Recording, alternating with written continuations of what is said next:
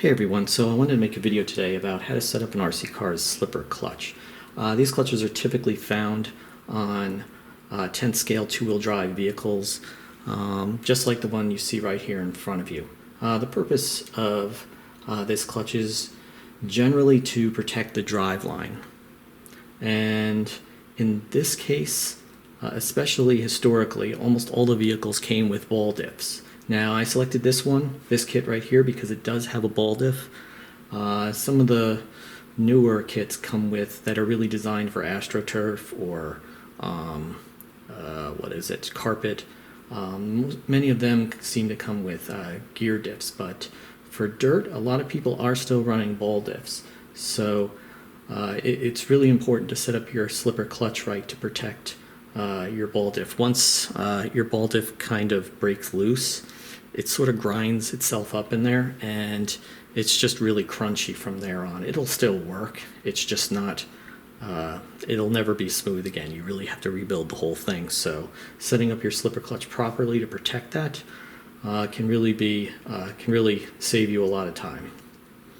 So let me take this thing apart and I'll show you how to do it.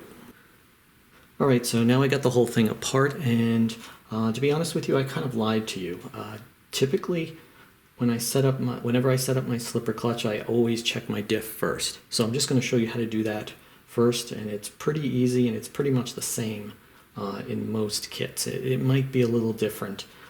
Generally what you do is you just tighten it down till it's snug, till it really starts resisting you, and then you let off 1/8 of a turn. So with this one, I use the nut is held in by my right drive shaft there. You can see it right in there, just barely. And then the screw is right in here. Hopefully you can see that. And so what I'm going to do is the outdrive is going to hold that nut in place on this side, and then the actual screw goes through the whole thing right in this drive here. So simply all I have to do is hold this tire and then tighten, put this in here, and get it into the screw right there. Okay, yeah, you can see that. Okay, so what I'm going to do is I'm going to turn this, loosen it, and I'm going to turn it just till it gets snug. Yeah, that's snug. And then I kind of line it up with this maybe. That's snug. Yeah. And then I line it up with that little dot there. And then I'm going to come off 1/8 of a turn, just 1/8. So 1/2 of a 4th, right there.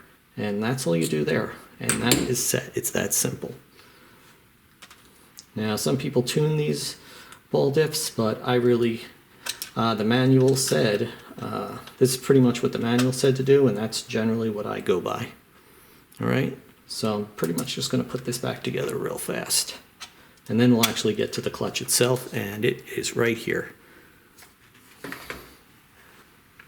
Okay, so I'm going to do this as best I can so that you can see what I'm doing here.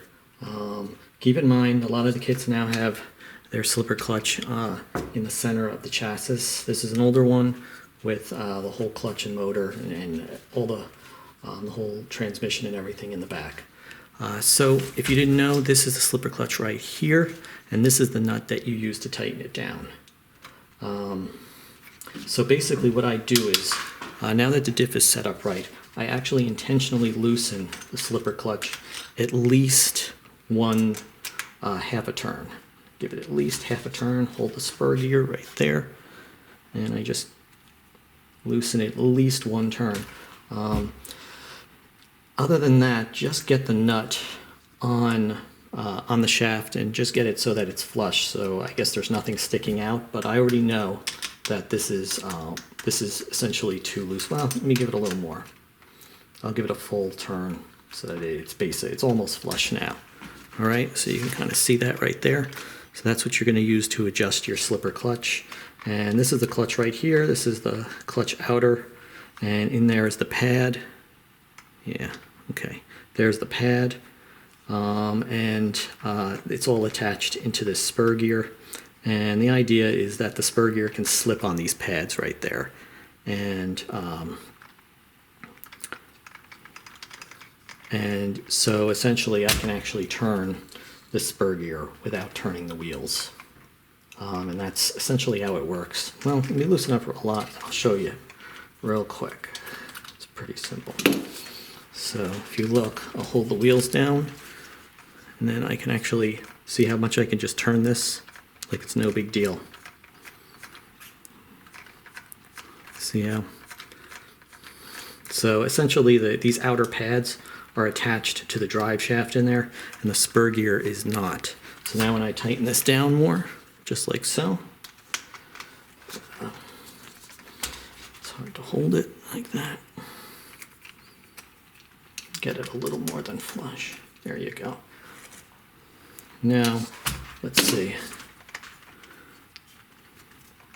Yeah, now it's harder to do that, because now that spring is putting a lot of pressure on those pads, and that's basically how it works. So to set it up, this is how I actually do it, and it's a little bit, it's a little strange, but let's see if you can see this the best position. Put it like this, like that. Get my controller, turn it on. You're going to need your controller, and you're going to need it on for this. So plug in the negative, plug in the positive. Okay, it is there. You are on. Okay, so this guy is definitely on. Okay, so this is pretty much how I do it. The goal here is to essentially hold the tires down, the rear tires down, so they can't move. Give it just a quick punch of full throttle, just really quickly. And what you want to see is the wheels pop off the ground, maybe an inch. I mean, some people want it just so that it comes up just a tiny bit. Some people want it to really jump. It's also, and the idea here is that by holding down these tires, you're simulating perfect traction, all right? So you're never going to get this kind of traction. Definitely not on dirt, not even on AstroTurf or on the carpet. So we're gonna tune this thing with absolute perfect traction, and you should also have a fully charged battery, which I do have right there. And basically what we want to do is, what I do is I usually get one, I hold one tire and then I put this down on the other one so I can run the throttle. And to show you again, well, let me do it like this so you can see better. And basically I'm just going to get it to jump up off the ground a little bit. So I loosened the slipper clutch up a lot, so let's see what happens. See? That was the clutch. You hear that squeal? That was the clutch going. And those tires didn't move. I'm going to feel it. And you got to keep feeling this because it's going to get warm. So the wheels didn't come up at all, and it just spun that gear. So that means I have to tighten it up. So I'm going to give it at least a half a turn. Let's give it a half a turn right there. And let's do it again. And keep touching your slipper clutch here to see if it's getting hot. Don't let it overheat. And then try it one more time. Nope, same thing. Give it one more full turn. Well, I'm gonna give it a half turn. Okay, now let's try it one more time, and now it's starting to pick up a little bit. And I know it's my clutch. That sound is definitely the clutch because I can feel it warming up now. So I'm gonna give it, I don't know, maybe a quarter of a turn right there. Try it one more time. Put it here. See, the wheels seem to have gotten up. They're actually getting off the ground a little bit. See, if your wheels can't get off the ground in a perfect traction situation like this, if you're on the track racing it, you're never going to be able to do a wheelie. In racing situations, that's kind of something you want, but a lot of us want it so that it can just barely do a wheelie, because if it can just barely do a wheelie like an inch off the ground in a perfect traction situation, especially if it's in the dirt, if it's a setup for dirt, there's no way it's going to have traction enough to actually get its front wheels off. So then I'm going to tighten it up just maybe an eighth of a turn now. We'll try one more time and keep checking your clutch. Make sure it's not overheating. You should not be getting burned at all by touching this. And let's try one more time. Ooh, almost there.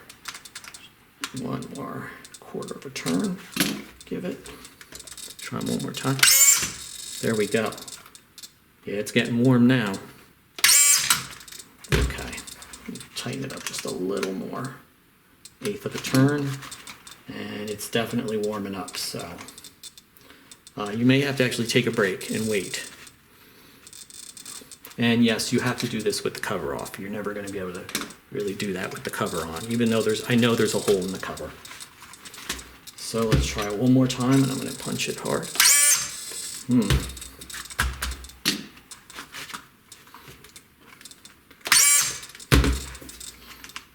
it a turn.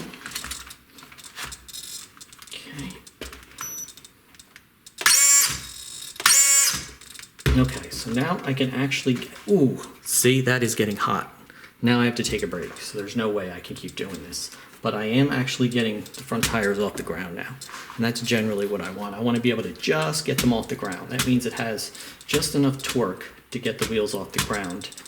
And that means pretty much it has all the torque that it really needs, because I don't really want that to happen. So if it can do that just barely here, then that means it's probably not going to be able to do it on the track, especially if it's a dirt track. Now, if you're going really fast and you see the car actually do a wheelie while you're going down the straight, that could be a number of things. It usually has more to do with your gear ratio than anything else, but for the most part, what we're talking about is just hitting the throttle and seeing if it'll do a wheelie. We're not actually talking about doing wheelies while at speed. Yeah, that's almost always has to do with your gear ratio. And be careful of these gears here while you're working. Don't hit it while you're holding the gears there. You will chop up your fingers a little bit.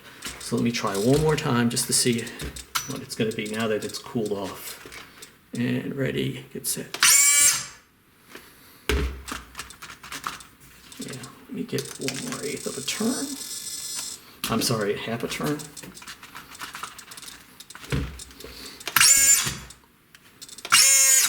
See, that's plenty.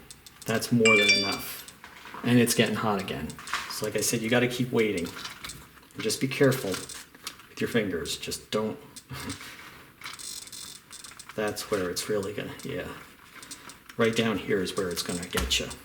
So just got to be careful when you do this, so you don't grind up your fingers. So you pretty much, I like to get maybe 1/2 an inch. Just like that. Pretty much just what you saw right there. Yep, that's plenty right there. And that's pretty much it. It's set up. Now, see what I can do here is I can hold down these wheels and I can, throttle it just like I did. And what's squealing is the slipper. And what it's doing is it's protecting my ball diff. My ball diff is still nice and smooth. So now there's really nothing I can do to it on the track to screw up that ball diff. And that's, now some people like to mess with their slipper clutch for traction control. I would tell you that's really not what it's for. If you want to control the punch or essentially do traction control, there's usually a lot of radio settings now these days, like a ridiculous amount of radio settings you can use to set up your throttle curve for that. And there's also a current limiter built into most of these ESCs, especially if you have a nicer one. This is an older Tekin one.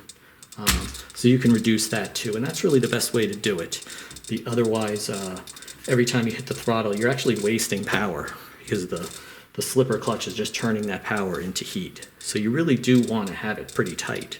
In fact, you want to have it about as tight as you can get it without damaging your diff. And then if you have too much punch or too much torque, You could get a lower turn motor to make it a little softer, to make the throttle a little softer.